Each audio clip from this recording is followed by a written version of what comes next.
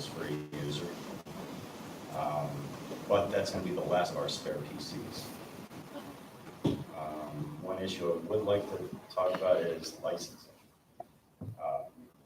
One of the things that I needed to put on that PC was Microsoft Office, and we don't have any license keys. So right now she's getting by with kind of an alternative Office suite. So Jerry, is there, I don't know how it is now. It used to be where you could buy like 4 of those at a time or whatever. Is that the way it still is, or how does that work? sure, you can do that. I know right now Microsoft is trying to push Office 365, the older installed copy. Now with the Office 365, they try. So if I'm creating an online account, I know they're dealing with that over CASA right now. That's not necessarily a good way to go, because if that person leaves or something changes, it's difficult to change. Correct.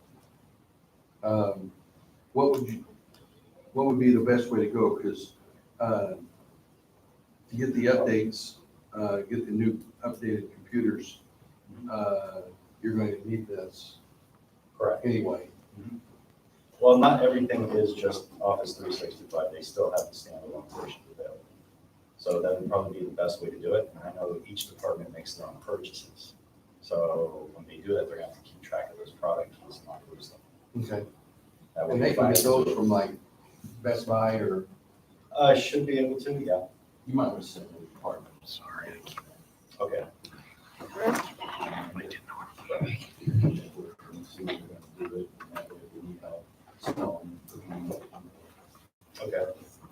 Yeah, because we don't keep those back there in IT.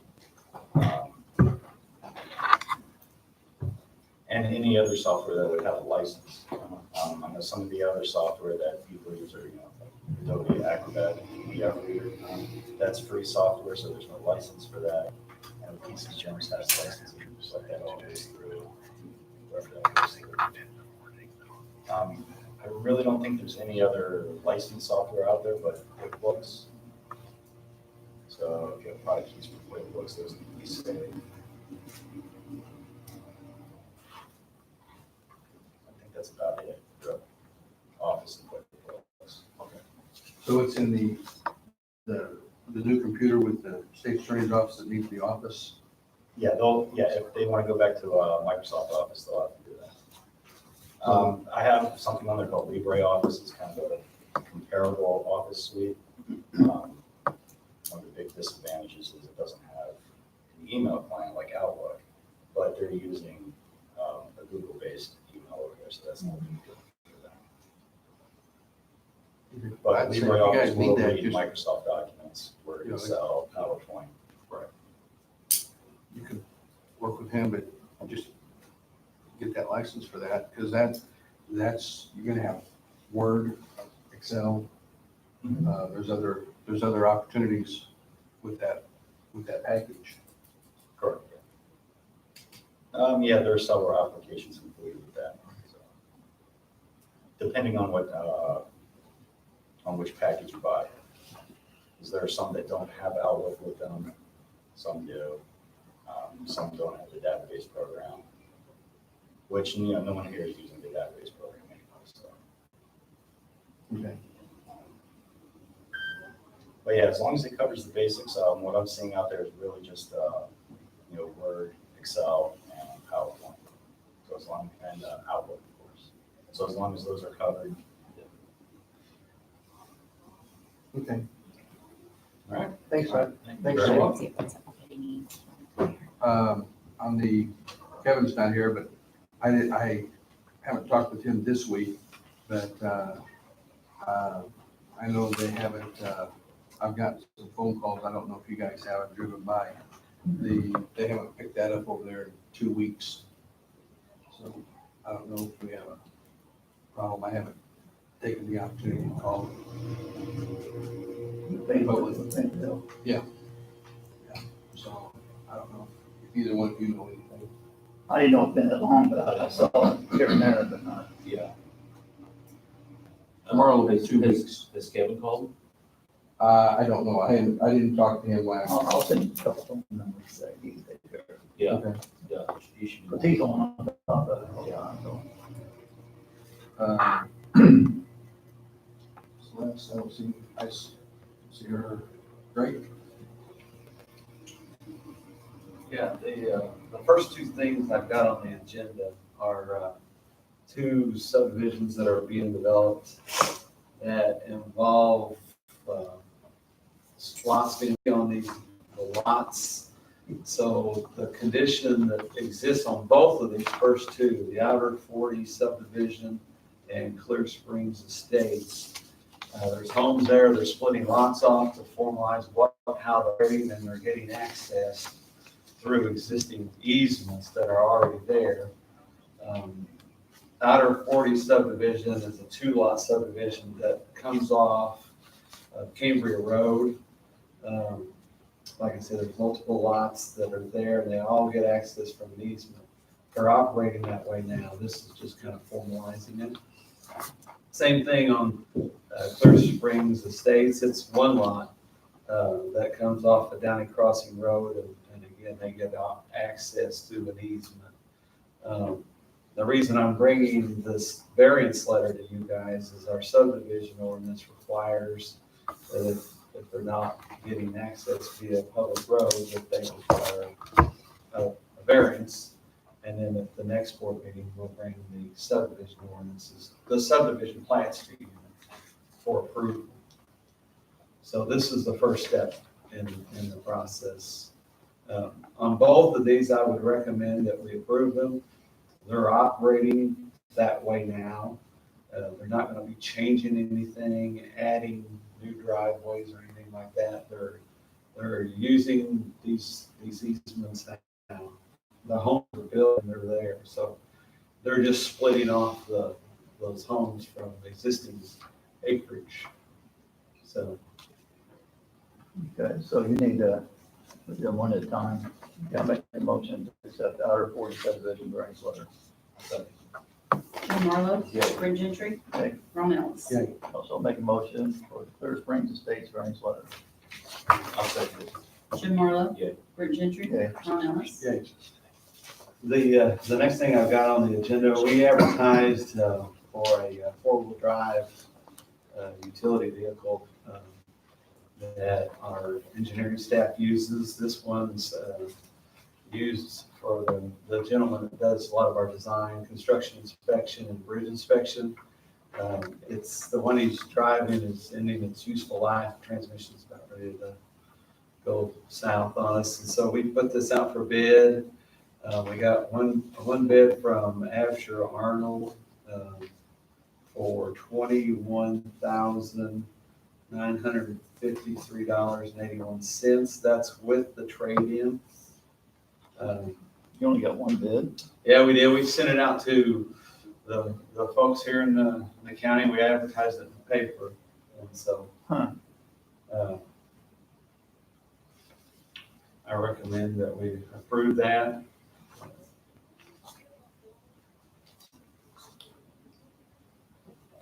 You want to get a motion or you want me to make that motion? Well, go ahead, go ahead. Okay, I'll make the motion then. We approve the vehicle package on the 4-wheel drive, 4-wheel vehicle. Dollar amount's $21,953.81. I make that motion. Also, Jim Marlowe. Yeah. Brent Gentry. yeah, Ron Ellis. Yeah. what kind of vehicle is it, guys? It's That's a, what I'm looking for. it's a, Is what you're trading in? Patriot. Is what you're trading in another one? we're trading a Jeep Patriot. I think it's a, can't remember. It's got 4 wheels on it, we know that, It's right? Well, Yeah. No, it's a, Oh, we're trading. no, we're trading a Jeep Patriot. Four. Durango? No, it's a Chrysler product. I'm sorry, I can't remember. Doesn't matter. I'm curious. Anyway, I did want to update you guys on a couple other things. We're getting ready, we're milling and getting ready to resurface Saraville Road between Stone Fork Road and Creel Springs. That work's starting, it's ongoing right now. We're gonna be doing that bridge on Grassy Road just west of 148. And when they'll close that bridge for about 28 days, so there'll be some pain with that. But once it's done, we'll be good for a good little while. But, and then we've got work still going on Lynn Branch. We're on hold right now, but I think that we're going to get released from the railroad, so set deck days and get that thing finalized. But there's a lot of work still going on. So, you guys have any questions for me? No, I don't. We just get the normal phone calls about speeders. I think I forwarded you those emails and stuff, people requesting drops and speed zone on certain roads and stuff. It's talking to these people. This is a problem that we have all over the county. Everywhere. We've discussed this before. I know there are certain requirements you have to follow, guidelines, and it takes cooperation also with the sheriff's department to enforce the speeders. You know, I try to let these people know, but Yeah, those people just need to pay attention to the signs. Well, the problem is, it's like yesterday, one lady wanted to put these things, these grooves in the road, so people down, so you can't do that for liability purposes, you know, and they don't understand that. So you send them out to do a study on it, and the study's gonna come back to warrant it, and you can put up 100 signs, and they don't even pay attention to the signs. and like you said, Jim, we get it from all corners of the county and a variety of circumstances. We try to be judicious in how we go about this and follow the statutes that are in place, and things work pretty good. They're probably not following the speed limit signs that are posted now. Yeah, Makes you think that that's they the, would follow me. yeah, that's some of the problems that you have, yeah. So, I think it's more of a law enforcement issue. But I do know there are some things that are dangerous. I try to put myself in these people's situations if I live there. absolutely. You know, I'd probably be the same one, calling the county, see what we can do. You know. Bottom line is there's not much you can do. People want to drive 80 miles an hour or higher, they're going to.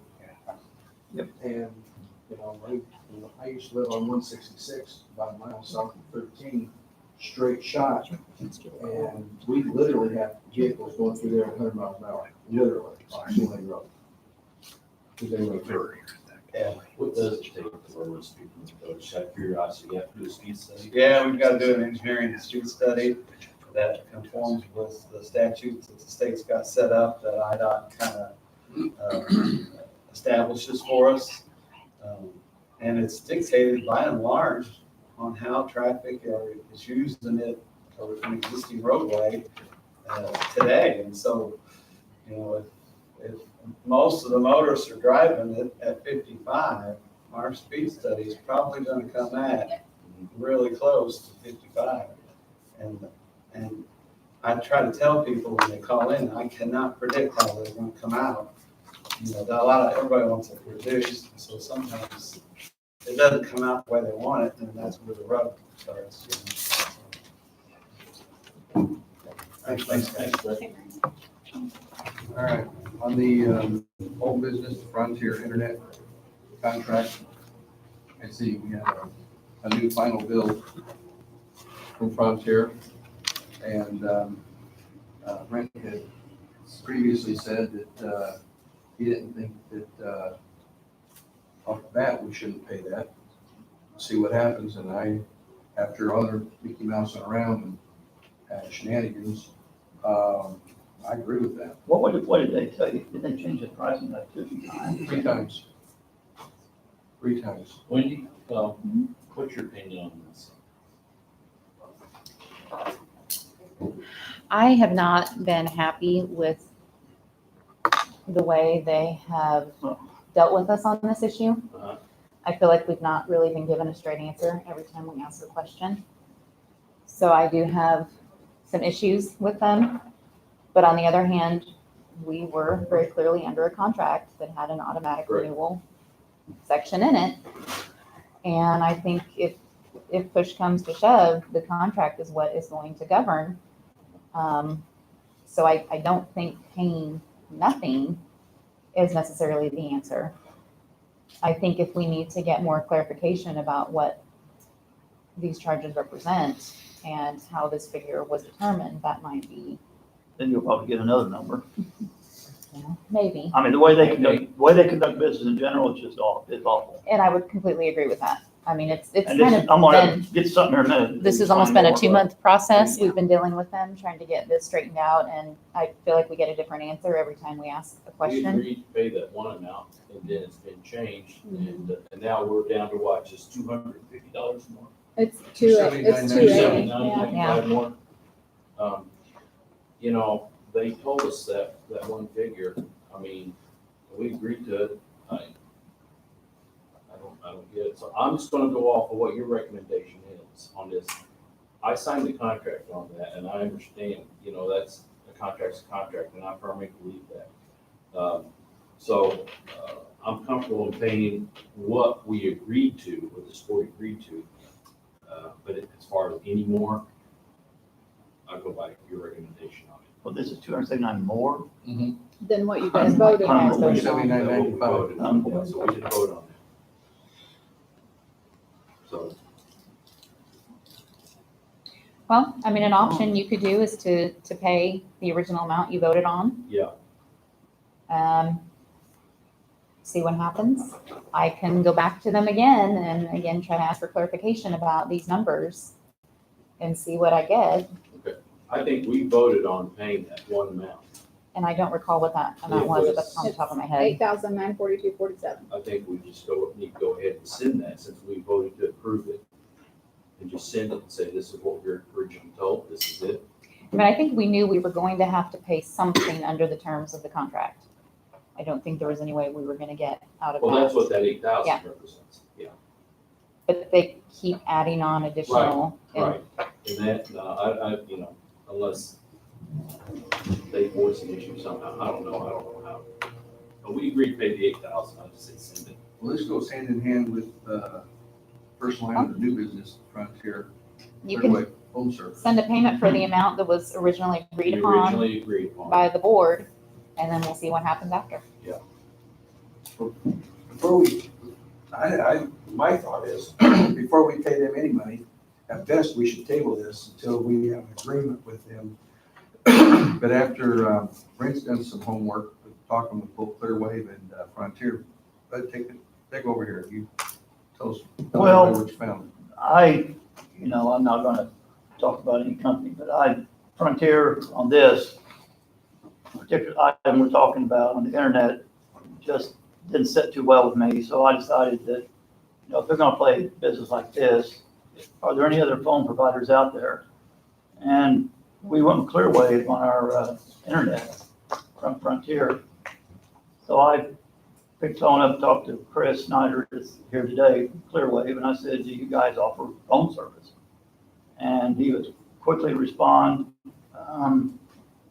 He had worked hand in hand with the Frontier guy, Chris Bavender, for about 2 weeks now, I guess it has been. And their price is lower than Frontier. And Chris, you got to go next to kind of, Well, actually, I like to keep that under new business. that's where we're going. Well, I've got one more item under old business. Oh. that I can bring up. Okay, Chris, that's it. So, now that I'm done, Chris, you're nowhere welcome, Chris, and I apologize for it. But I have one more item under old business, and, back in June, in our June 11th meeting, Ron, whenever you were going on about auditing, and your concerns with Ken Meyer and stuff, you made, a comment twice that, what we're doing is illegal. You said it twice publicly. And in that statement, you're accusing the firm of Hutchins and Myers of doing something that's wrong, which would be putting their licenses at risk. You're accusing both Brent and I of being in agreement with doing something that's wrong, thus putting the county at risk. And you're also accusing the state's attorney's office of not doing their job by allowing us to engage in something that you think is illegal. Brandon, I've asked Brandon here. Brandon, in your opinion, are we doing anything illegal? So I'd like to explain that position. So I know that this has been a contentious issue with the board for some time. It's always been my firm belief that when we talk about illegal, I think we're talking about a pretty vague term. When we talk about violation of a criminal statute or doing something criminal, no, I've always believed that this board has never acted in any criminal manner with their involvement with Hudgens and Meyer. I think the question became more one of compliance and conflict of interest, and I was asked to ask the Attorney General, who has a Special Opinions Bureau for matters just like this, for the Attorney General's opinion as to the conflict of interest compliance issue. I have done that. I have sent them a letter. It's dated July 22nd. And that would provide guidance. They will provide guidance again on the conflict issue. But Jim, turning to your question, I mean, no, I've never believed that there's been anything criminal in that regard. Okay. Well, Let me finish with okay. you. With that being said, Ron, you accuse us publicly of doing something illegal. I'd like to ask for a public apology at this time. Okay, well, let's look at the facts. A couple of years ago, we had a serious theft with the circuit clerk's office. Well over $200,000 was established that the theft was. At that time, we were 2 years behind in having our audits prepared. Every year since then, we have to get an extension from the state to keep us from losing our grant capabilities. And the audits are supposed to be done, completed on a timely basis. Hasn't ever been done, ever. You talk about things that need to be done correctly. When you look at the governmental auditing standards and the standards from the American Institute of Certified Public Accountants, they are very explicit on how those audits are supposed to be done and when they're supposed to be completed. Had we not been 2 years behind in our audits, would that have brought to light the theft in the circuit clerk's office? We'll never know. I'd like to answer part of that for you. When you're auditing something, it's like an investigation, and a lot of times you don't know what you're getting into. There are a lot of things that you can't audit what you can't find, but there are times where it's much like the tax preparation, you run into certain specifics that require more time, and so you request the extension. But I go back to my question though. Will you give us a public apology for accusing us of doing something illegal? I'm not going to apologize. Okay, this question, Jim? my question was very specific. I know, It's and here's the accusing bottom us of line. something illegal. Here's the All bottom I'm line. saying, Ron, No, is you no, can accuse us you brought this publicly, up. but you can't apologize publicly, and You brought this up, that's exactly right. and how can you sit here and look at the taxpayers of Williamson County and say that we don't have a problem? Ron, Let me finish. We have a situation where we have one person receiving over 140,000 taxpayers' dollars a year with no bid. you're wrong on that fact.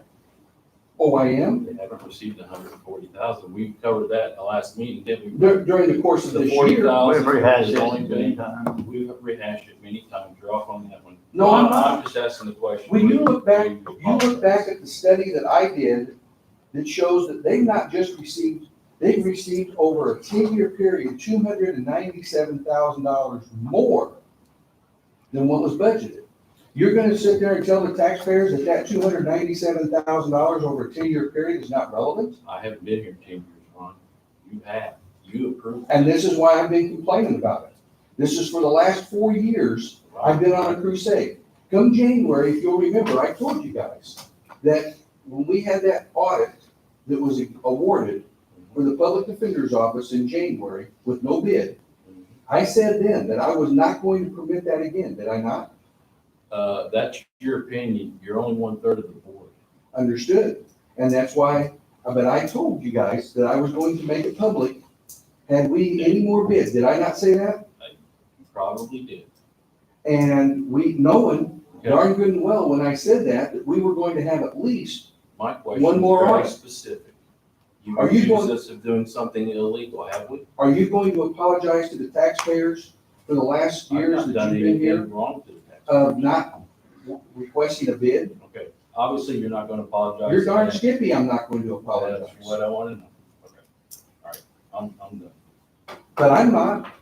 Okay, go ahead. I want to know, I sincerely want to know how you can look the taxpayers of this county in the eye and say that a no bid for a $75,000 audit, a no bid for a $40,000 consulting agreement, and $19,000 for her to actually prepare the budget, and she does, how that is not wrong. She doesn't prepare the budget, Ron, she assembles the budget.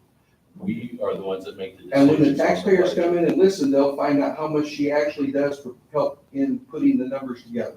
She assembles the budget, and that's all she does.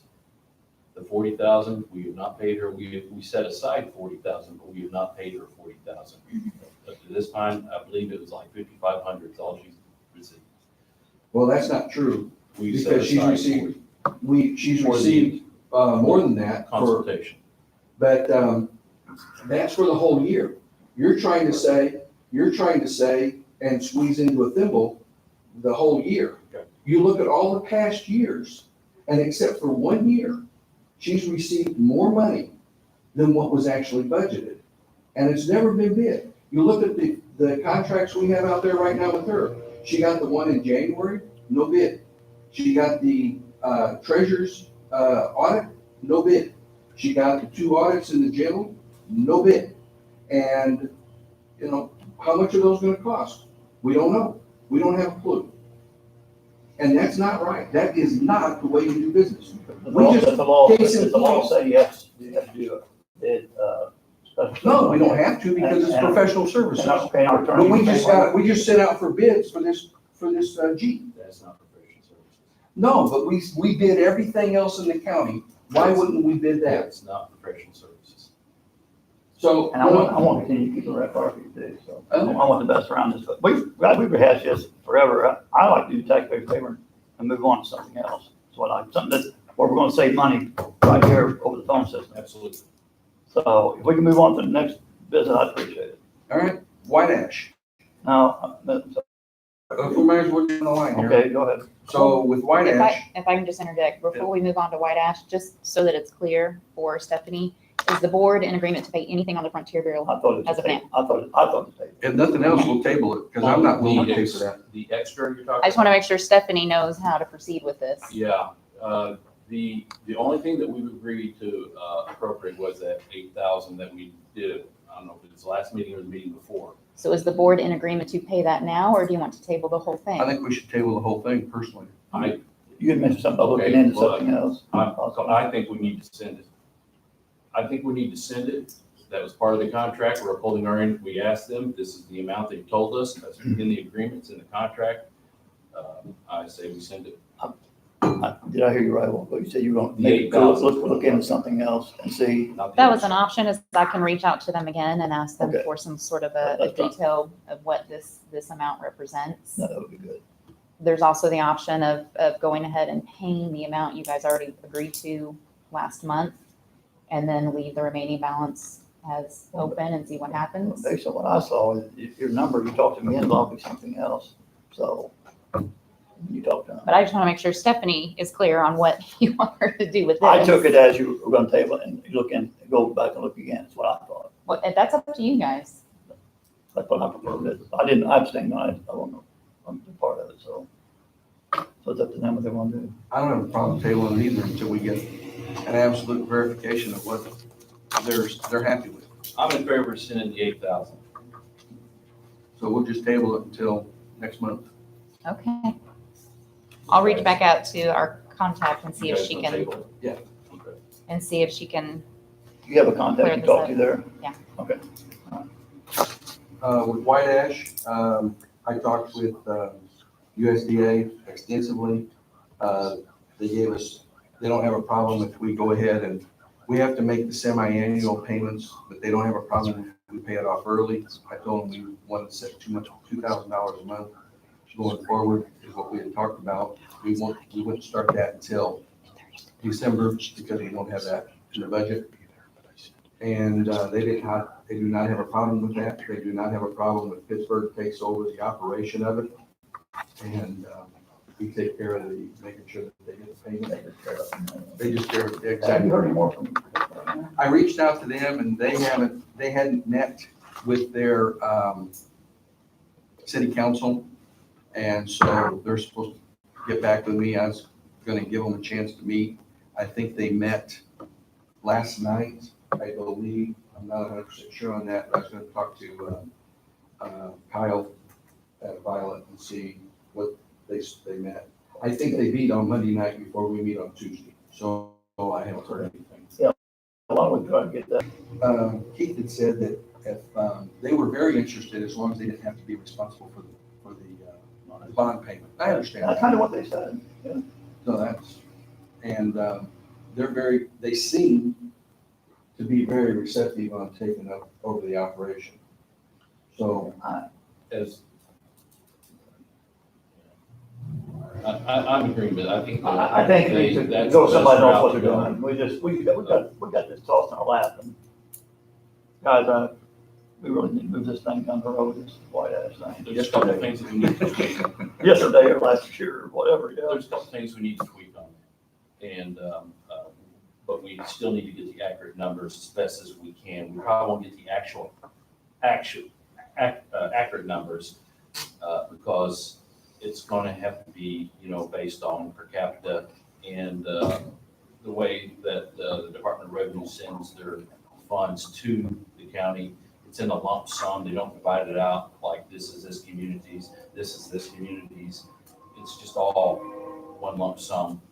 So we'll have to do some figuring, calculating, and do the best we can, be as accurate as we can. Sounds like a plan. I told them that it was our goal potentially to pay that off within 60 months. And they don't have a problem with that. They're set up because it's a bond. We can only make payments twice a year. So what we can do, we have an escrow account that we put money into now for the bond payments. We just go ahead and put that money in there on a monthly basis whenever we set the budget for that. And then in May and November are our two payments. And then we would make that payment. That's where I think we need to change something up, but we can discuss it later. Okay. So you'll contact, maybe after tomorrow, maybe next day, Yeah. contact. By Thursday, I'll try to get a hold of Kyle and see where they stand. Okay. Try to this afternoon. That's fine. Now, to the, Chris, we'll rewind here. So anyway,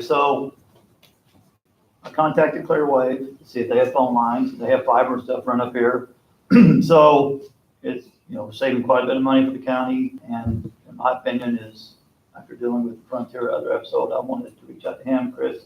I passed all the information on, just put it in the boxes. Okay. But I haven't explained anything to him, so you can kind of go. Sure. So what we did is, we took a look at, the services that Frontier provides.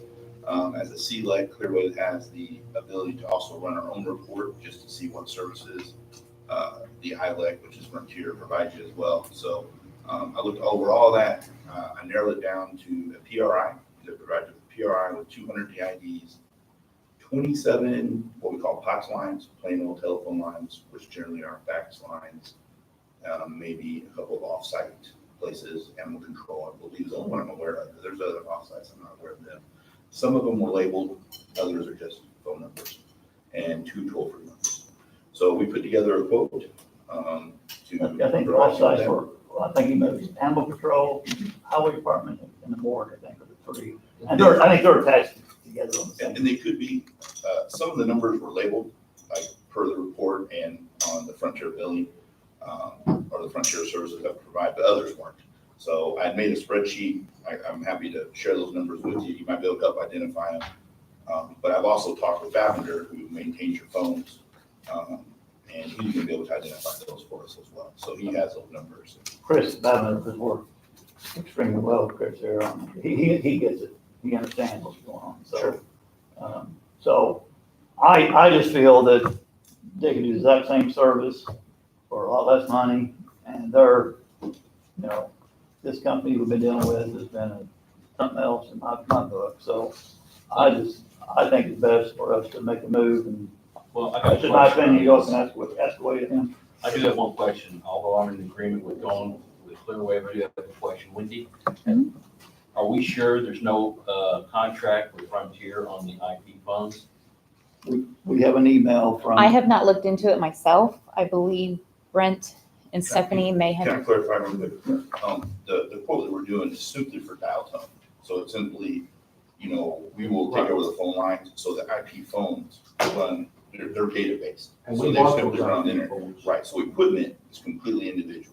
Babner will still maintain that. That's equipment agreement we for have you. with them. Yeah. Yes, you're still in agreement in place. I know, but I'm just kind of gun shy. Oh, I am, I That's all. I did reach out to them, okay, and they said, she has an email that says, there is no contract, okay, from Frontier. Then Other I- than the services agreement. under this phone service. Then I did reach out to them, and they said, if you decide to make a move, just let us know what lines we need to cancel, give us a spreadsheet, what we need to cancel out. So they, I don't blame you for being a little gun shy, based on what I'm hearing. As far as canceling, the way a porting works is we will actually do all that for you. So we will set up a port time, and we will coordinate that with Chris Bavender. We'll set up that port time with Frontier, where all the dial tone comes off of Frontier, comes on to Clearwave, we'll assume it, and then those lines should disconnect on their own at that time. Generally, I recommend, once we're done with everything, you call the previous provider just to double check that you're not gonna be billed for anything that you shouldn't be. But you definitely do not want to cancel prior to that port. So we're gunning, there's no doubt about it, we're all gunning on it, because of what we've experienced. But, that Mr. Winter, the one that, is aware of this might take place, just let me know what Yeah. just let me know what line you're talking about. He never said anything about a contract, nothing, I always email. Okay, and she's got one from, who was it you got one from? I think her name's Leanne. And she said basically, There's not a contract on the no phone. contract on the phones. So I don't know how much more I'm not Jim, I'm gunning this deal on this deal, but If the board decides to move forward, it's pretty, from that standpoint, it's pretty hands-off for the county in terms of what you have to do. It's simply us coordinating with Chris Bavender, and then once we're done, like I said, you just may want to call Frontier just to double check that there's nothing left behind that you're not aware of. Outside of that, there's really not a, And Chris, this is a 36-month agreement. yes, sir. But then he's asked for 5, and I asked him for 36, because I thought that way we'll have to feel how things are going after 36, and hopefully we'll keep, we're good. Sounds good. So, So do we need obviously we need a motion. Are we in agreement to move forward with this? I am, because I've been in 2 weeks dealing with this. I'm comfortable we're covered all the way around on the emails, if we don't have a contract, as he said, just, his words were what we would have to cancel, what lines we have to cancel, so I didn't know what that meant. Yeah, I don't agree with that verbiage. I think that could be. You know the guy? Yes, I do know Perry, actually. I think that if you were to call and cancel, it makes the boarding process impossible. So I think the words he used is not what you want to But do. he's also over this here, this other contract too, so that's Yeah. why And he's located out of, the Sycamore. He's just not involved in this area to really we are. appreciate what, the county or anyone locally would probably have to go through, so a little disconnected is what I'm trying to say. So I think that's the wrong verbiage. You don't want to cancel. Let us do that process for you, and it'll take care of itself. He said, well, one is a council, whatever, I'm like, okay. Jerry, I don't know if this affects you or not, but do you have any questions? That's what I was gonna ask. You said our IP, are we already running an IP system? So some of the phones are IP, so some of them are analog, some are IP phones. but the data change, the Clearway has already taken place. So Chris Bavner has already come in and put the new static IPs in all those numbers. So actually, in terms of the IP phones, nothing will change. So, yeah, because as far as I know, I've been, I have nothing to take it home yet. So, Right, yeah, he handles all that. okay. Good. Okay. But yeah, he's right, you don't cancel the numbers. No, Yeah. that's the whole purpose of this. I would say move forward contingent that everything's still okay for the cancellation or whatever, however it's gonna be handled. So that we have the okay, that there's no hidden fees, no hidden charges or anything like that, just being gun shy I here. understand. So, I mean, just on that contingency. So, you got the email, you want to get that email she's got, see that. I've seen the email. All it says is that there are no other contracts. It doesn't specify if there are any cancellation fees or termination fees or anything well, like that, that you may want to Do it check on on. that and let them look into it one more time. Because we may want to clarify if there's That any way we want- termination yeah, I fee, didn't catch that. So, disconnect fee. I don't know if there may There should be not be. some, okay, I'll make a motion then that we go with this contingent, that we get the clarification that there are no hidden disconnect fees that we don't know about or anything that we need to come back to or whatever. I don't know how you want to phrase it. That's right, contingent that everything's gonna be up and up and Yeah. they look into it. And that there's nothing. now you will still be under your services agreement with Frontier That's a for separate, that's that, on the but that's, phone. yes. That's on the phone, separate deal. That's on the phone. That's on the handset, it's the equipment Chris itself. Babner, Yes. in case I have the phone. Correct. You're just the lines only. This is dial tone only. And that's the bills I showed you guys today, that's lines only. Because you're paying two separate bills for those right now as it stands. I make the motion. The bill I gave you today is lines only. I'm definitely gonna second it. So, Jim Marlowe, Brett Ginger. Yeah. Ron Ellis.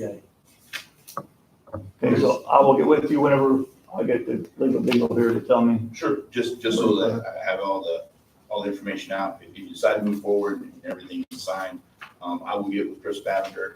He will need to identify all of those numbers on the list. Some of them are, but he will want to tone all those out first. Then we will contact Frontier to schedule the court date. So I want to make sure he does his due diligence first, because I don't want us to jump before we're ready to jump. So it's as smooth a transition as possible. Do we contact Bavinger or, I'll do all that for you. okay, Yeah, I have a good relationship. It's not- all right, brother. All right. Sounds good, Chris. All right, Thank my you. pleasure, thank you. If you want to email Leanne on her follow-up, All it right, says she on didn't the see jail any invoices, contacts, just if we were to switch phone service, About a week if there ago or would be any so, termination, Scott disconnect McCabe fees, contacted me or anything and at all told that me that they had some charge, invoices that were getting old and then I'll and they email her needed to be separately paid about that. and they didn't have the money paid. About the interest, so. Oh, okay, so, What are you talking about? And he went through a little bit of some of the stuff that they were having repaired, and it went back into last year. And I said, well, before we can even discuss it, we need to know what's going on. So I said, send the invoices over, so we can at least take a look at them and go from there. And so that's what they did. I think there's 6 of them here, different invoices that we have that have not been paid yet for different repairs that were done at various times over in the jail. And, you know, my thought is, their thought was they don't have the money in their budget to do it. They were expecting us to pay for it out of the contingency fund. That's how I believe this was. How come there's been no communication on any of this? Why are we just slamming this one? I expect us to pay everything. Can't answer that, but my thought is on this, that it's paid for through the jail. That way we have it right there in the budget. We don't have to be fishing around, looking for things down the road on repairs that need to be made. The concern was, as it wasn't stated this way, but the concern is that it's going to send them into these lines into red. Those have to make it up next year. Exactly. Well, and the other thing is, we just okayed, you know, with all the $400,000, excuse me, $400,000 in the security system, another, what, 50,000 roughly for work that needs to be done over there. Then this comes sort of like out of the bullpen. And I just, you know, I just think it needs to be paid through the proper channels. It needs to go through their invoicing system. They pay for it, and then we just take a look at and try to determine how much Highlight it for next year. needs to be done for next year. So they just need to pay it with next year's budget. Right. But they- Well, Well, it'd be- it'd been red, we'll flag it. Right. What's about. And the theory, you know, the reality is here, guys, is, when it goes over, it's gonna be covered out of contingency anyway, for the current year. But they need to know that. But then- This stuff sounds. You take a look, right, and then you take a look at their overall budget. Is their overall budget in the red or in black? These lines are gonna go over, but that doesn't mean that the entire budget for the sheriff's office is going to go over into the red. Yeah, never know. So, Yeah. But It's just a component. Time left. You and that's, never know. well, yeah, 'cause Oh, yeah. we're just about halfway through August. Now, these go back, these go back to eight. Yeah, we had that big, 11/2/18. Joe Camera bill, you know, There is one there, yeah. so. Terrible, Biggie. terrible communication, I say just let them run it over. I do too. So that's, I'll get ahold of Scott and just tell him to go ahead and run those through his proper channels and pay for it, and then we'll address it at the end of the year when we look at the overall budget for the sheriff's department, is it in the red, is it in the black? There's a good chance that his overall budget will be in the black. I mean, we got lots of departments that specific line items go in the red, but that doesn't mean the overall budget Right. goes in the red. So that was my thought, instead of just automatically paying this out of contingency. Agreed. So that's what you guys think. I'll talk to you about getting that done. We have Mr. Troy Lucas over in White Ash. He's needing the water credit. Jim, you had a email that you sent over that you've gotten from, Yeah. her. So Kyle does calculations on this, so the sewer credit would be $46.38. Make a motion that we approve that. Credit, $46.38. I'll second. Jim Marlowe. Yeah. Rick Gentry. Yeah. Ron Ellis. Yeah. Recycling trailers. Yeah, we tossed those around for a long time. Out of the blue, I found somebody that'd be willing to pay $1,000 for each one of those. We had advertised those trailers at one time. We met all the requirements to try and get rid of them. And from what I understand now, Wendy, correct me if I'm wrong, we can, since we did follow the channels, we can do whatever we want with them. I found somebody that gives $1,000 for each one, for all four. So we would be $4,000. You get that, take it. That's what I say. Just wanted to make sure that was okay with the board. You can get any play off of it when we advertise it. So, That money go back into the general fund. Well, you guys can get any bids and put it out. No, Yeah, we didn't get any. So. I'd say, Is that, if you can do we need to vote? Do you think we need to vote on that? I would Okay. vote. Okay, I'll make a motion that we, are we sure you're gonna buy it though? yeah, I talked to, sell the, recycling trailers for $1,000 a piece. Don't need to mention the guy's name or just leave it out. Yeah, I'd say you probably should. Probably should just for, Fred Hogg. yeah. Okay, that's my second. Jim Marlowe. Yeah. Rick Gentry. Yeah. Ron Ellis. okay, Who seconded that? Did you second it? so, and then, I know I've been contacted by a couple of different companies, wanting to bid on the different insurances. I know, Jim, I think he told me he was gonna contact you also. He has, and I just saw him at a meeting, he told me that was his intent, but he never really contacted me. So, what he's wanting to do is, I just thought I'd bring it, we haven't here discussed a little bit. He's wanting to, it's Robert White out of Mount Vernon. He's wanting to bid on our workers' comp. Well, I think what the issue is here is Julie takes over the insurance, not correct, handling our insurance now. she needs the approval from the board to enter, to look at some of these different companies that approach. I believe the board has them come in here and Well, what, let's talk to them. I I thought mean, we she did. just manages the, I thought. you guys make the decisions. we had, Right, we do, but I thought she would be the one that would kind of like listen to and take down all their information. We could have a day where we have them come in to express or whatever. in the past, look, when you open this up to one, you gotta do it for everybody. Right. And we'll be here, I remember one time, there was 3 or 4 of them stacked up, you know, we're not experts on insurance, none of one of us, okay? So what we did in the past, if you want to pursue on any of this, healthcare or whatever it is, we hired an outside person that couldn't bid on it. That would be like our middle person, that would go through all the bids and make sure everything's apples to apples and all this kind of jazz. And so we would get them, and then they would give us their recommendation. That doesn't mean let's take it, I mean, their recommendation on their expertise. But as far as hearing a bunch of people come in here and carrying on how they're the greatest, I'm No, I not a agree. fan of that. I can tell agree. you. But I think Julie would be more than capable Well, of entertaining that and getting all her information first. And then, Yeah. before anybody ever came in, and if they wanted to come in, they could just come and talk to her. Then she could present the information to the board. Now, the one that I'd heard of, Deacon, Oh, I don't know. whatever, I said trust Bill. I had bad experience on that, so I heard they were one to get involved. I don't care what we're doing, so I'm just, I just don't want to hear. Just basically people let tell me her how great do- they are. Do exactly what you're talking about, but letting you. Yeah.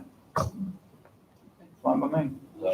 Do we need to vote on it or just have them contact? Just a butt head nod. She's already had several contact her, so she can I'll just let her know that you guys want her to start gathering the information and kind of put something together and give it to you guys. It's both sides, health and comp, them both that will be done. Yeah, I guess if that's what you want to do. It's your decision. I think so. Whatever, You fine guys by want me. to do. Okay. And then when is the timeframe on that? When is the, I know when it comes up. One of them is in September, Well, we just one's in signed, July. Won't be ready. what we have now with CMS, they run from July 1 through June 30, because that's what's at stake. But these other companies, you can just get. We're really looking for next year. Right, Yeah. and you have to give them 90 days notice. I mean, if So- we found something that really was the best way to go, we could give, I assume we could give CMS whatever notice we needed, if we need to give them any notice because they're a state agency, I don't know. Oh, we do have, there's a notice in there too. I think it's, with CMS, I think it's either 60 or 90 days. And I know with the other one, it's 90 days. So, in other words, we would double check to make sure, but there's a possibility we wouldn't have to finish out the full year with CMS. And then we could go on to someone else if it proved worthwhile. So, I have to laugh, but also be mad inside, but whoever bids on the comp, I feel sorry for them. They're in for a rude awakening, aren't they? So, We pay a premium now, it's hefty. they're gonna be paying more. It'd be interesting what they shakes out to be. So, okay. And I know comp is with IPMG, but we don't have to leave ICRT. I mean, I know there's other companies. If you were to leave IPMG, you don't have to leave ICRT. So, I would want to check on that because I would be very leery of you guys leaving ICRMT. oh, I would too. I wouldn't want to do that. So I would So I would just- definitely, that needs to be double checked on. And triple. Yeah. Right. Yeah, I would not be recommending that you guys leave ICRMT. Okay, so we'll let Billy handle that and go from there. All right. Check mark it is. And we sort of talked about this already. I just had this on here, the motion to bid for the accounting services. I know, I wasn't exactly sure when, but Brandon sent that information up, so I would say we table this until we get a verification from the time. Okay. For the minutes, I'll start those. Make a motion that we accept the July 8th, 2019 minutes. I'll second. For Gentry, Ron Ellis, Make a motion that we accept the July 18th, 2019 minutes. Second. Jim Marlowe. Yeah. For Gentry, Yeah. Ron Ellis. Yeah. And then for the executive session, it's time that we have a choice. I think it's every 6 months? Yeah. Wendy? Every 6 months. We have to agree to either open them up or to keep them closed because some of the things that were in there, we're going to do this individually, but we'll be making motions to keep the executive. I think it's important, Wendy, but, or I could say, you want to explain why we keep them closed. There's a lot of personnel matters, there's litigation matters. Well, there's- essentially, you're required to there's- review them to see if the information contained in the executive session still needs to be kept closed. And if it still needs to be kept closed, then you vote to keep it closed. If whatever was discussed maybe is moot now or no longer needs to be kept closed, then you can vote to open them. So you want to run through all of them? Yeah. I'll make a motion that we keep the executive session minutes for May 4th, 2003 closed. I'll second it. Jim Marlowe. Yeah. For Gentry, Yay. Ron Ellis, Yay. The July 1st, 2010 minutes closed. I'll second. Jim Marlowe. Yay. For Gentry, Yay. Ron Ellis. Yay. The July 20th, 2010 minutes closed. Second. Marlowe. Yay. Gentry. Yay. Ellis. Yay. You're saving your breath down there, aren't you? The November 22nd, 2010 closed. Second. Marlowe. Yay. Gentry. Yay. Ellis. Yay. March 22nd, 2011 closed. Second. Marlowe. Yay. Gentry. Yay. Ellis. Yay. The July 15th, 2011 closed. Second. Marlowe. Yay. Gentry. Yay. Ellis. Yay. The July 18th, 2011 closed. Second. Marlowe. Yay. Gentry. Yay. Ellis. Yay. The September 1st, 2011 minutes closed. Second. Marlowe. Yay. Gentry. Yay. Ellis. Yay. The February 14th, 2012 minutes closed. Second. Marlowe. Yay. Gentry. Yay. Ellis. Yay. January 8th, 2013 minutes closed. Second. Marlowe. Yay. Gentry. Ellis. Yay. April 2nd, 2013 minutes closed. Second. Marlowe. Yay. Gentry. Yay. Ellis. Yay. The December 15th, 2014 minutes closed. Second. Marlowe. Yay. Gentry. Yay. Ellis. Yay. January 21st, 2015 minutes closed. Second. Marlowe. Yay. Gentry. Yay. Ellis. Yay. March 22nd, 2017 minutes closed. Second. Marlowe. Yay. Gentry. Yay. Ellis. Yay. May 24th, 2017 minutes closed. Second. Marlowe. Yay. Gentry. Yay. Ellis. January 10th, 2018 minutes closed. Second. Marlowe. Yay. Gentry. Yay. Ellis. Yay. And February 13th, 2018 minutes closed. I'll second. Marlowe. Yay. Gentry. Yay. Ellis. Yay. All right. Jim, you want to accept the reports? Yeah, I'd like to read and accept the following reports. The public defender's report for June. The Williamson County Clerk File of Records for June. The Williamson Clerk Fees Account for June. The Williamson County Clerk Real Estate Trust for June. The Williamson County Clerk Mobile Home Trust for June. The Williamson County General Fund for June. Second. I'll give just accept that. All right. Next is something that I was over at Simcoe yesterday, and they were all concerned about making sure we got this was on the agenda. But we have an ordinance to add some territory that is located just to the east of Gold's Gym. It's the parking lot that runs to the north from the Black Diamond Harley building that, it's their showroom that they have, the extra showroom that's on the back side, and it extends north. We talked about this earlier, and this is officially us putting this into, okay, to put this into the enterprise zone. We previously closed the road that, and made it non-public. There was a cul-de-sac road in there, So that's the logistics. This is the one that was already in the making. This is not off the wish list. No. This one already. This is the one where they're going to start building a $1 million building to put for their RV operation. Okay. So this is completely separate from where we're going with the enterprise zone down the road. So we'll need a motion to add this ordinance into the I'll make that motion to have the ordinance number 19-08-13-04. Second. Jim Marlowe. Yeah. Rick Gentry. Yeah. Ron Ellis. Yeah. They will be tickled to death. Then we have a travel reimbursement for Jim, trip up to Galena that was just about a week or so ago up for the UCCI conference.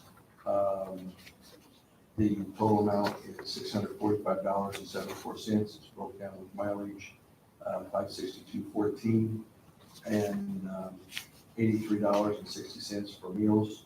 I'll make a motion that we accept this for $645.74. Second. Rick Gentry. Yeah. Ron Ellis. Yeah. Jim Marlowe. I'll abstain. What that is, was the annual conference for UCCI. It was in Galena, Illinois, and I'm just telling you, you can't get there from here. It was like Where- 7.5 hours. Where is it? Up in the very northwest corner of Illinois. It's west about an hour from Freeport. I mean, Down- you're right next to You're- Iowa and Wisconsin. You're right by Iowa. You're right up there, probably within 10 miles of Iowa and Wisconsin. And you're real close to the highest point. in Illinois. 7.5 hours from here. Well, I'm gonna tell you what, that's a beautiful area out there. Galena, right on the river, and it's got some really neat little old antique shops and stuff like that. The downtown area is pretty cool. We have a second one, and this was for a conference that Jim had gone to with Wendy. I believe it was last Wednesday, I think.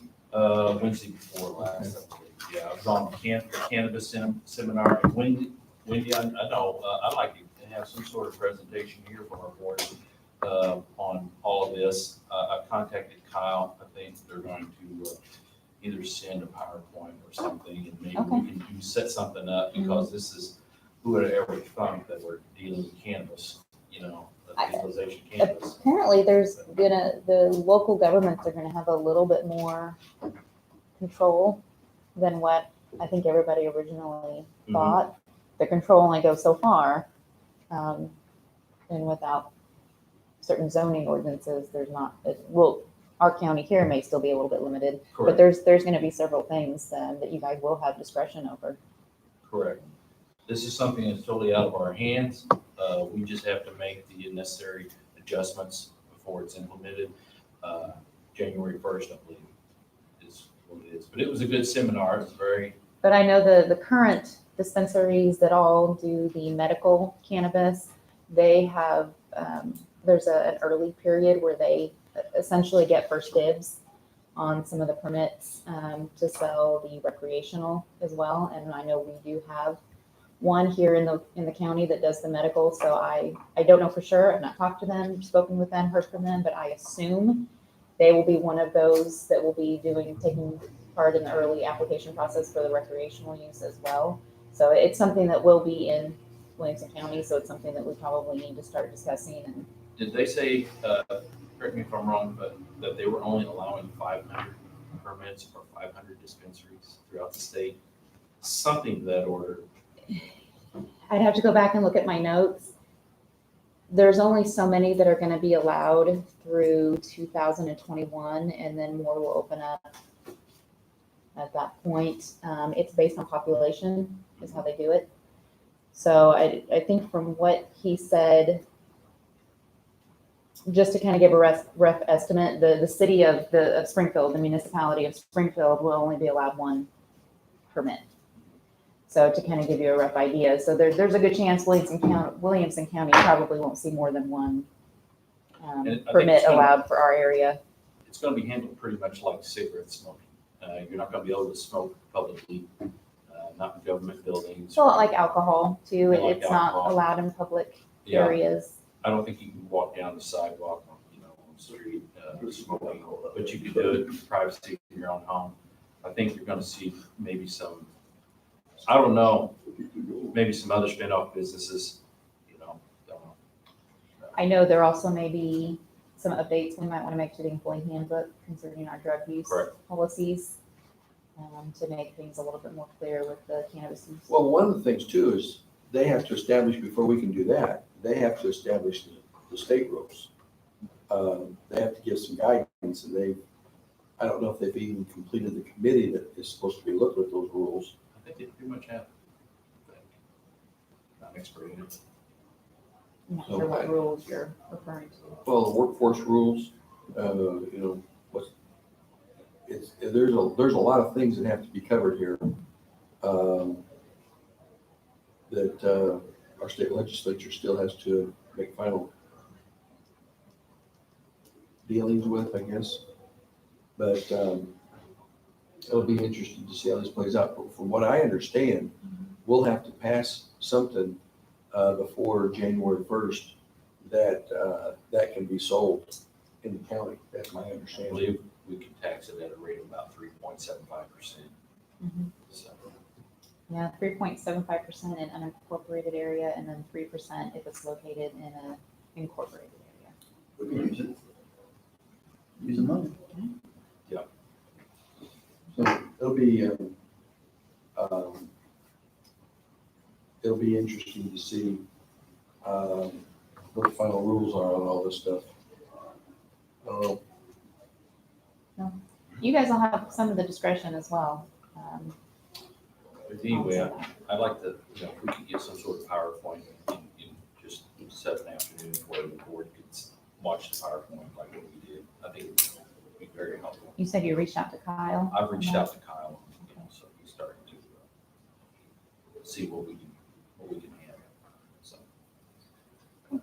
Anyway, Okay, so the mileage reimbursement, that's 391 miles up and back, $226.90 is the amount of reimbursement. I'll make a motion that we accept travel reimbursement for mileage for Jen Farlow at 226.90.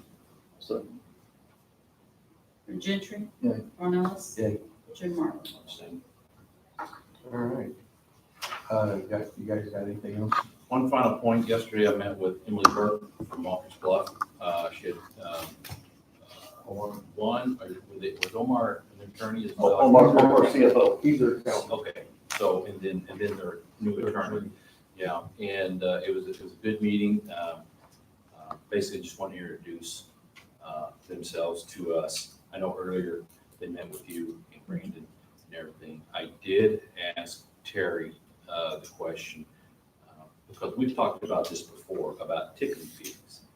I said, am I out of line talking about tipping fees? I don't want to misspeak here.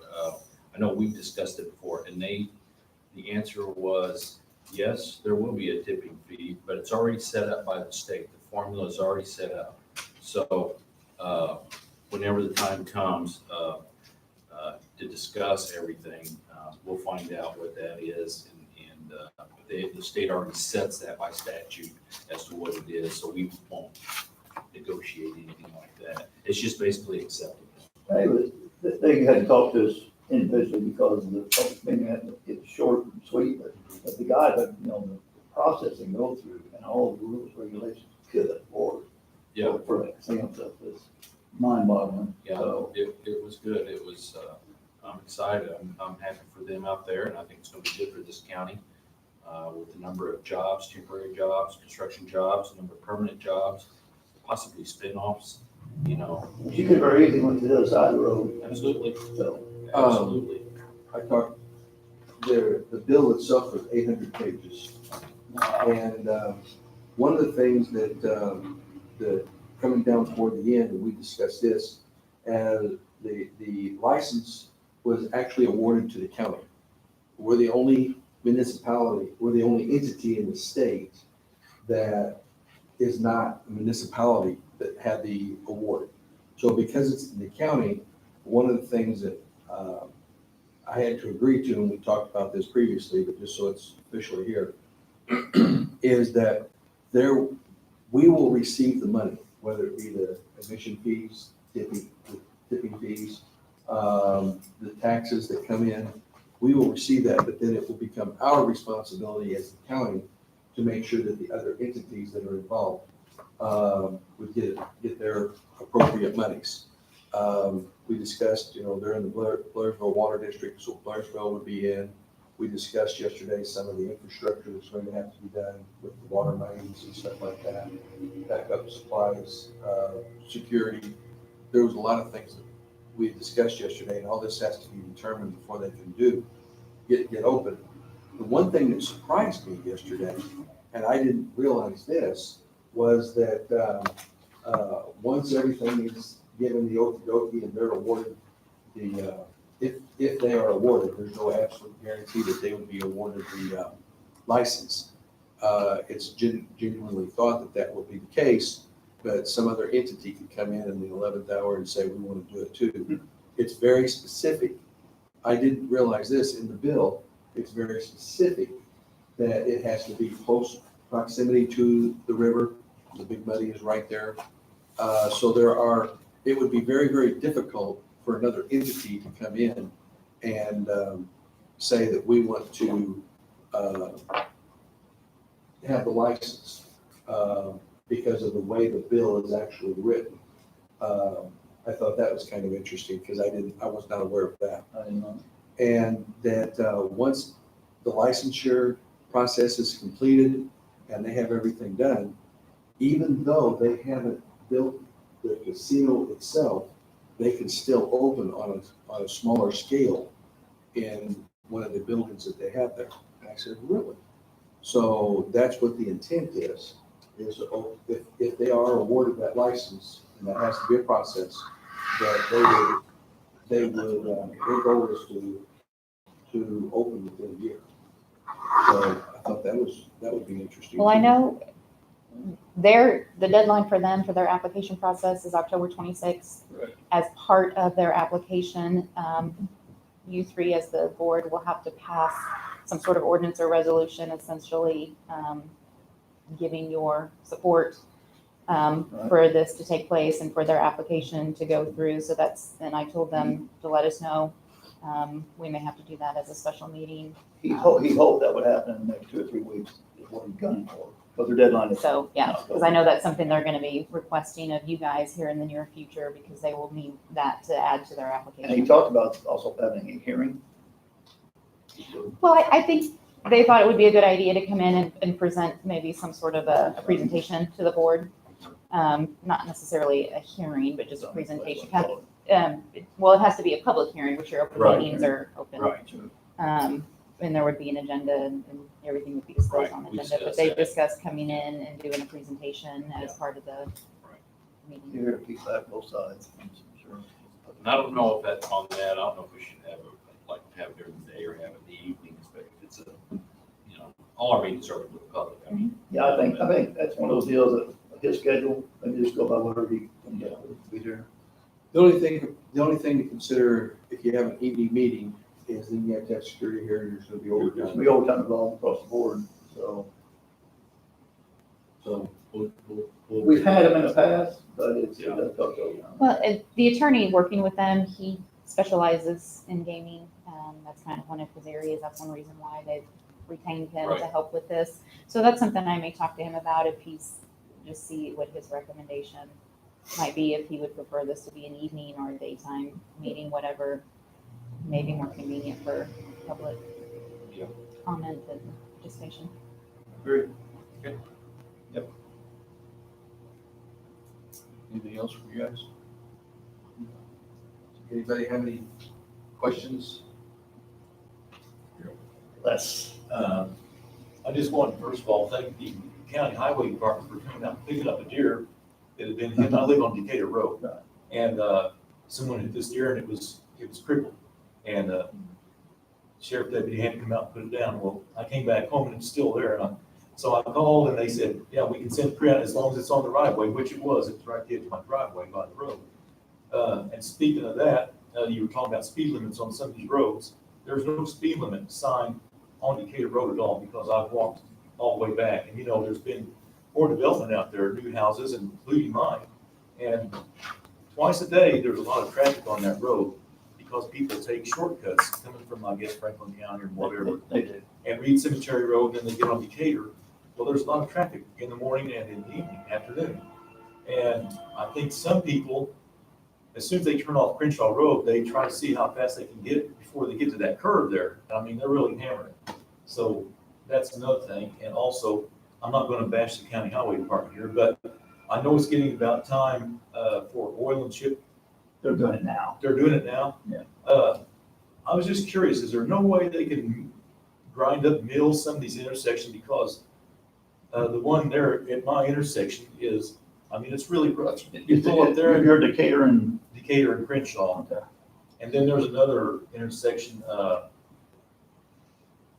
is it Oak Grove Road, where you turn there off 37 by the church, and then the road coming from across the street comes up and it comes around the intersection there. They're just kind of rough, I thought. Give me your number and I'll have Greg call you. Okay, 521 Yeah. 4959. If there's no, on the speed limit part, if there's no speed limit posted, Mhm. it's 55.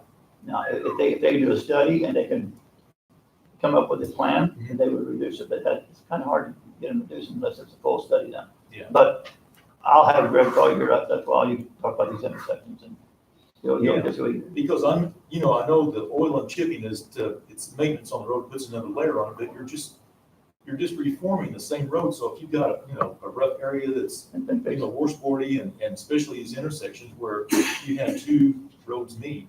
Yeah. You pull up there and you've got all these bumps and groceries are falling out of your bags and everything. But that's else. just for you, especially for you.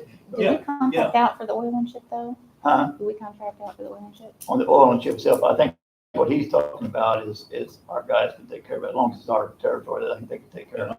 I don't know if that's the machine or even the. We contract the oil and chip Yeah, out. I don't think I could be wrong, I don't think they have a milling machine. Well, milling machine, but- Whoever they contract with does.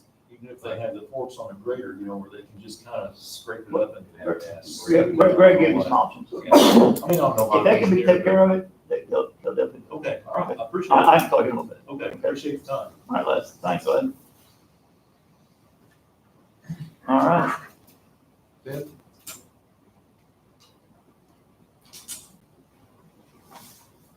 I was supposed to get some feedback on something that I gave. Okay, go ahead. Okay. This contract is not available.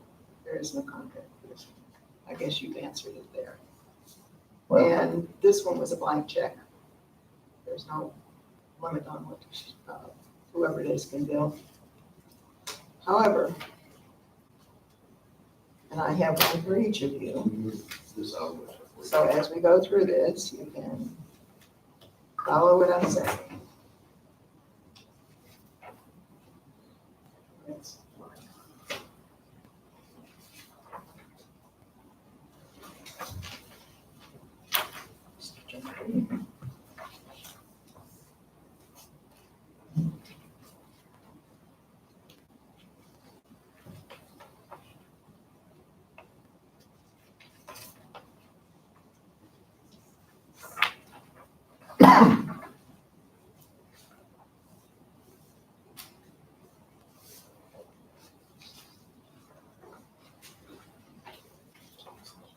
Thanks. I'm gonna call stuff in there.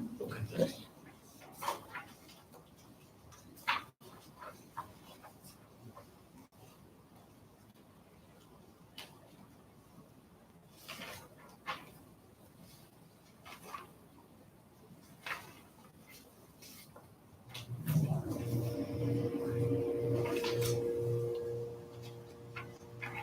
There's a third one. Here it is.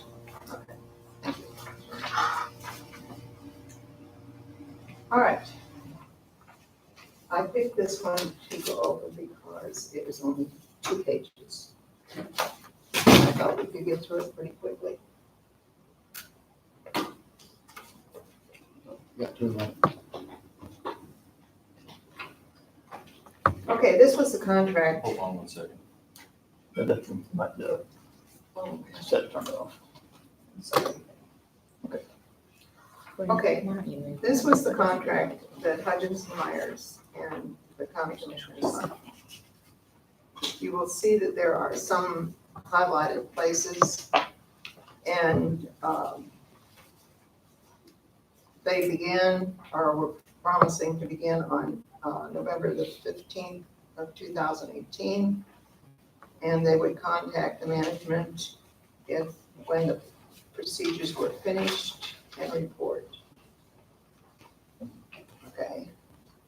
The other highlighted places is Ms. Kim Myers was going to be the engagement partner and is responsible for supervising the engagement and signing the report or authorizing another individual to sign it. Her fee for services were $150 per hour. And it says you will also be billed for travel and other out-of-pocket expenses as report production, word processing, etc., which you can read yourself. Okay. You received on March the 5th a bill for, I'm assuming the process was finished, and it's for 35.5 hours for $5,325, correct? Okay. Okay. Now, the reason I gave you this one This one? is to show you how it's supposed to be done.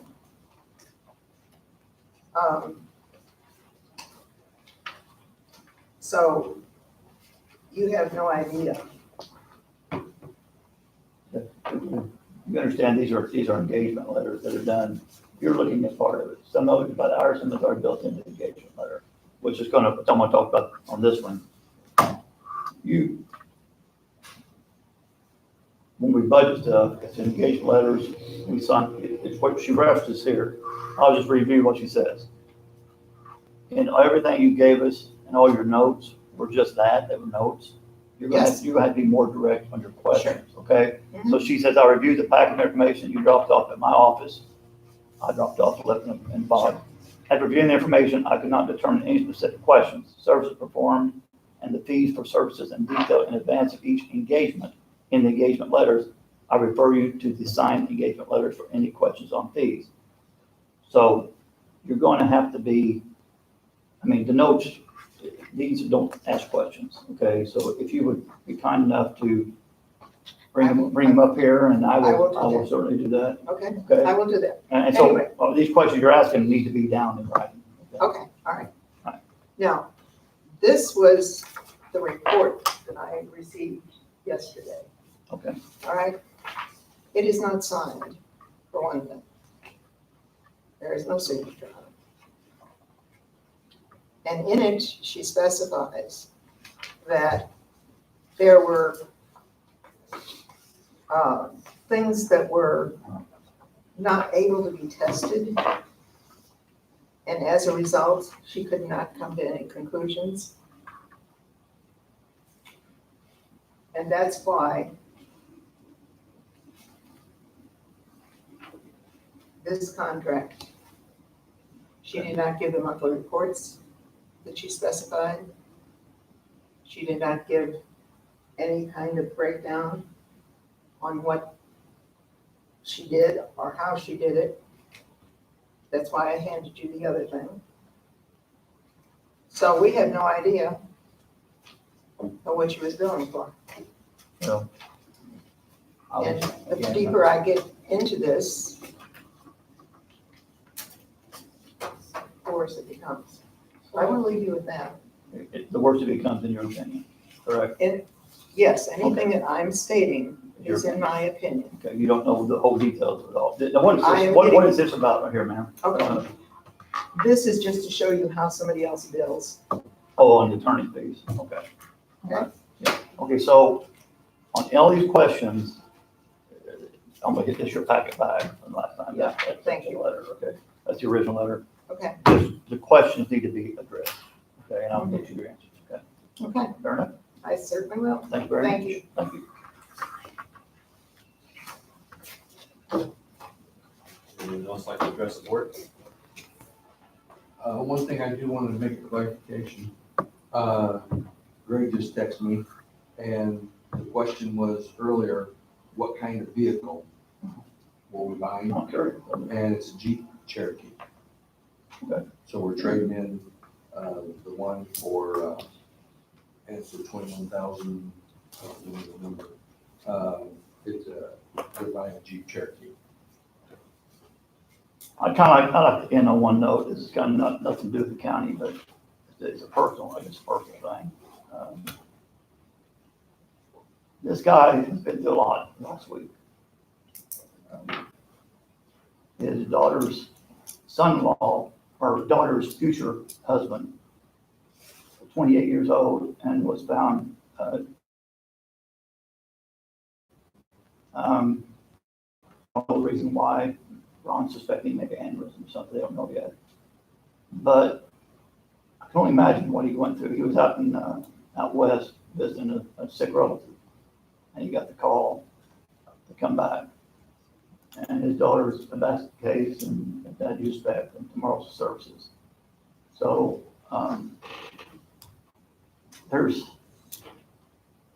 when somebody dies, there's not many words you can say. And when it's a young person, that's just not right. So we have a little something for you later. So we did. Thanks. It has been difficult.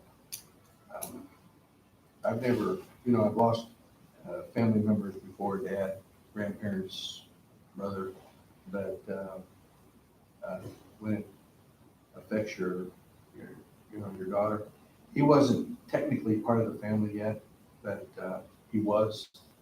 They weren't going to get married until next year, and they were going to have would it be in 2020? They were going to have a Roaring's 20 event. So they were looking forward to that. We hadn't decided yet where it was going to be. Probably they wanted to do it at the cave there at Walker's Bluff, and then have the reception out there too. They're going to do it at the cave.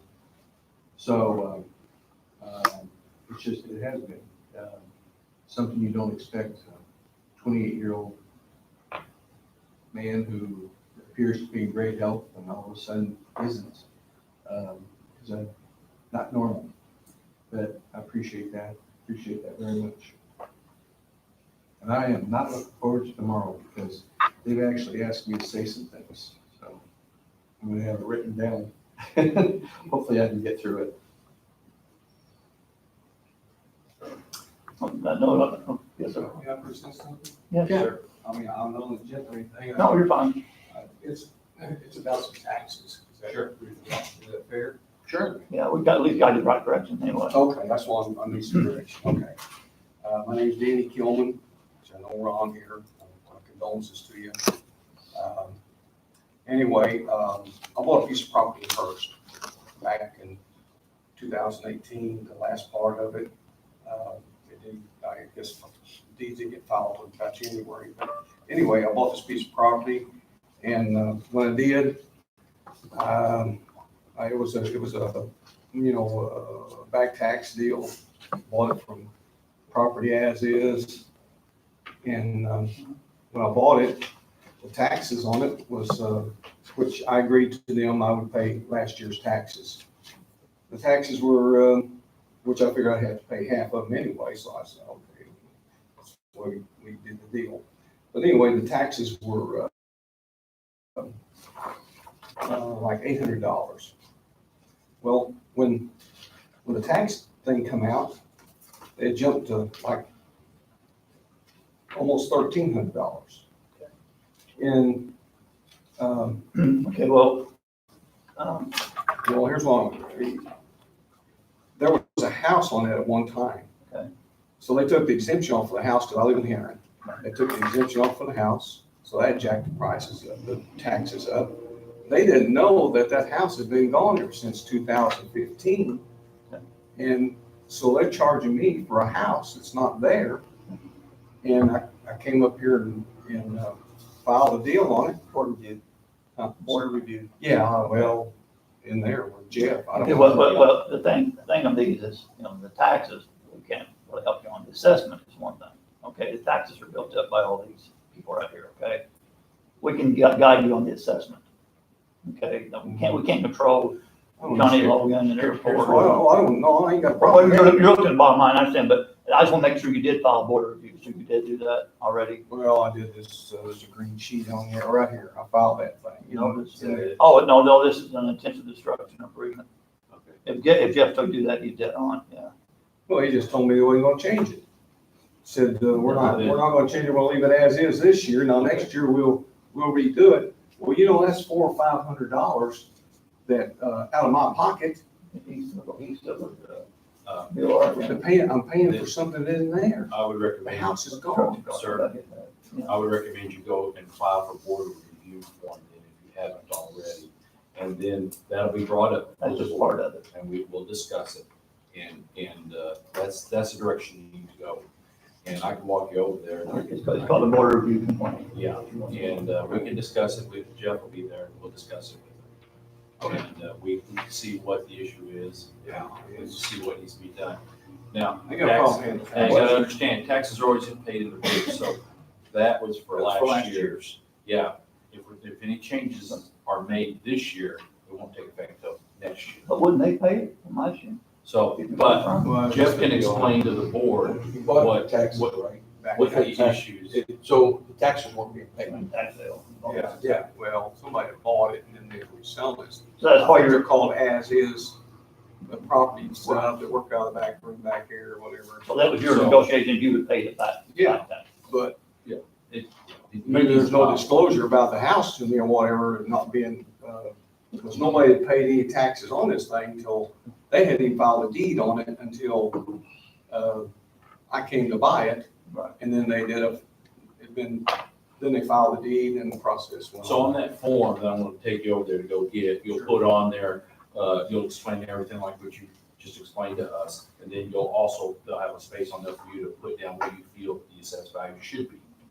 Okay, and it's okay if you don't know, you can basically state your case on like you're telling us right now. The house- But that's the the house has been- procedure you need The to house has follow. been removed. So, Yeah, I think So I gotta think. that would come off automatically. Yeah, I gotta think in the city, it says they removed it because it burnt, and they couldn't get anybody to remove it, so the city had to come in and remove it. I think this is kind of a unique situation we don't see a lot of. I think probably it's gonna be a learning process for us as well, to be honest, because your board review, there may be a statute that he's going by, a state statute that you don't have. I mean, that's Yeah, it could something. be something, I don't know. yeah, well, that's what the board review is for. We will get We'll there, sit with him and we'll go through a stack of these, including yours. hundreds of them. And we go through them all, one by one, and we look at them and we analyze what should be, was a mistake made? Is everything correct? It's an opportunity for us to understand what the law states and make a wise decision. Well, they responded to me in a couple of days after I did this, they responded to me and said, Jeff didn't, his assistant did, said, we're not gonna change, it's not an error of our whatever. And I said, well, they even looked on the aerial photograph and seen the house wasn't there. Right. There's only a building, there's no house. Right. So. I would like we do board review so we can hear about it and learn off of it, because this is a very unusual case. Okay, I got one more question. Okay. Yeah. What am I gonna do about paying my tax? I didn't pay the first installment. On this Second property? installment, yes, I I'd did not. be paying them to get. The first, I didn't, well, how do I get my money back? Well, if it works out that you're owed a refund, they'll issue a correction of error. Okay. But See, I didn't know that. I Yeah, wasn't gonna give money I wasn't gonna get back. right. But there's no guarantee you can get back in first statute. But So you don't want to put yourself in jeopardy and not pay them. Well, I'm gonna pay them. You don't want to go back to tax. Right, right. No, I don't wanna do that. I was planning on paying the second installment. Yeah. You know, paying the thing with the second installment, but I was trying to get this straightened out, so if there was a way of correcting the error, that it wouldn't have to be paid, it would be, taken care of now. So. There's a way to correct it if there's an error. I'll state that, the Yeah. board will determine at the board review time if an error has been made, what needs to be done, what action needs to be And that board review won't come until after taxes, so you Well, I know I'm running out. don't mess that up. Running out of time here. Yes, don't mess That's that why I up. was trying to rush you. Hey, or I'll end up on that from y'all, buy it from me. What I was gonna say is, we'll close out of here and I'll walk over there. Okay. We'll get it over. All right. Okay, I appreciate it. Thank you. Thank you. If nobody else got anything, I'll make a motion to adjourn, if there's anything else. I'll second it. Jim Morrow, Yeah. Rick Gentry, Yeah. Ron Ellis. Yeah. All right.